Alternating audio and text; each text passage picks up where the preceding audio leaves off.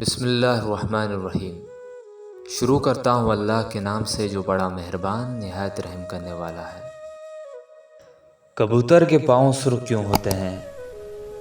طوفان نوح گزر جانے کے بعد جب حضرت نوح علیہ السلام کی کشتی جودی پہاڑ کے قریب پہنچ کر ٹھہر گئی تو حضرت نوح علیہ السلام نے روئے زمین کی خبر لانے کے لیے کبوتر کو بھیجا، تو کبوتر زمین پر نہیں اترا بلکہ ملک سبا سے زیتون کی ایک پتی چونچ میں لے کر حضرت نوح علیہ السلام کی خدمت میں حاضر ہوا۔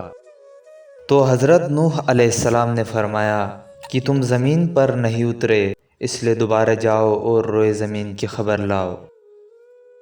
تو کبوتر دوبارہ روانہ ہوا اور حرم کعبہ کی زمین پر اترا اور دیکھ لیا کہ پانی زمین حرم سے ختم ہو چکا ہے اور سرخ رنگ کی مٹی ظاہر ہو گئی ہے۔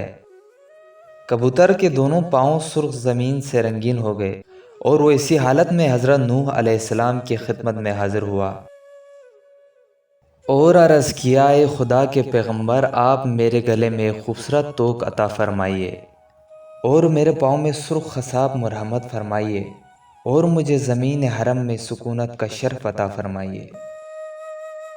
چنانچہ حضرت نوح علیہ السلام نے کبوتر کے سر پر دست شفقت پھیرا اور اس کے لیے دعا فرما دی کہ اس کے گلے میں دہاری کا ایک خوبصورت ہار پڑا رہے اور اس کے پاؤں سرخ ہو جائیں اور اس کی نسل میں خیر و برکت رہے اور اس کو زمین حرم میں سکونت کا شرف ملے۔